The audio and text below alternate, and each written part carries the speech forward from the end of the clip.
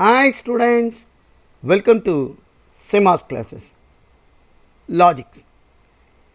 இங்கே laws of logic வச்சுக்கிட்டு ஒரு ப்ராப்ளத்தை எப்படி சால்வ் பண்ணுறதுன்றத ஒரு எக்ஸாம்பிளில் பார்க்க போகிறோம். இதான் question. Using laws of logic, prove that negation of P and Q conditional, negation P or negation P or Q implies negation P or Q.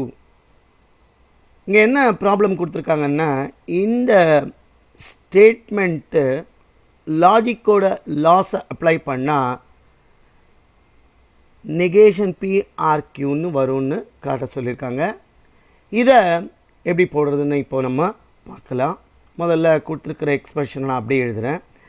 Negation of P and Q conditional, negation P or negation P or Q இதான் கொடுத்துருக்கு.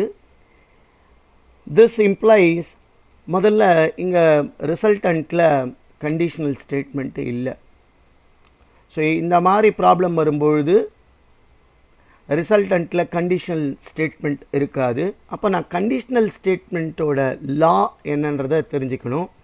நமக்கு தெரியும் P conditional Q implies negation P or Q. இந்த ஃபார்முலாவை தான் நான் இங்கே apply பண்ண போகிறேன்.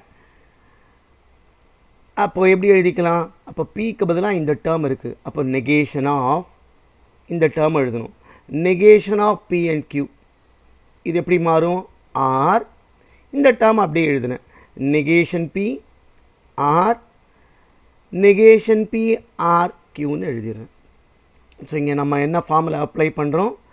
Negation P P conditional Q implies negation P or Q. இதான் ஃபார்முலா. இப்போ இதை ஃபர்தராக சிம்பிளிஃபை பண்ணுவோம். முதல்ல இந்த ஸ்டேட்மெண்ட்டை நான் சிம்பிளிஃபை பண்ணுறேன்.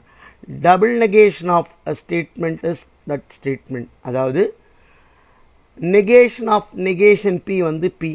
அப்போ இங்கே பாருங்களேன், negation of P and Q. அப்போ இது என்ன வரும்? வெறும் P and Qன்னு வரும். So this implies P and Q. Or இதை நான் திருப்பி அப்படி எழுதிக்கிறேன். ஒரு லைனில் நான் ஒரு லாவை தான் இங்கே அப்ளை பண்ணி இதை நம்ம வந்து போடுறோம். இப்போ இதை எப்படி எழுதிக்கலாம்? Negation P or negation P or Q. இப்போ இதை ஃபர்தராக இனிமேல் சிம்பிளிஃபை பண்ண முடியாது. இதை நான் அப்படியே எழுதிக்கிறேன். P and Q or. இந்த இடத்துல நான் வந்து அசோசியேட்டிவை அப்ளை பண்ணிக்கிறேன். அப்போ எப்படி எழுதலாம்? Negation P or negation P or கியூன்னு எழுதலாம். இப்போ இதை ஃபர்தராக சிம்பிளிஃபை பண்ணால் this implies P and Q or. நமக்கு தெரியும் பிஆர்பி பி தான். அப்போ negation P or negation P வந்து நெகேஷன் பி ஆர். இந்த கியூ அப்படியே எழுதுகிறேன். இப்போ இதை ஃபர்தராக சிம்பிளிஃபை பண்ணோம். இதுக்கு நான் வந்து டிஸ்ட்ரிபியூட்டிவ் லாவை அப்ளை பண்ண போகிறேன். அப்போ இந்த டேர்மை நான் ரீரைட் பண்ணுறேன். எப்படி எழுதிக்கலாம்? P and Q or negation P or கியூன்னு எழுதுகிறேன்.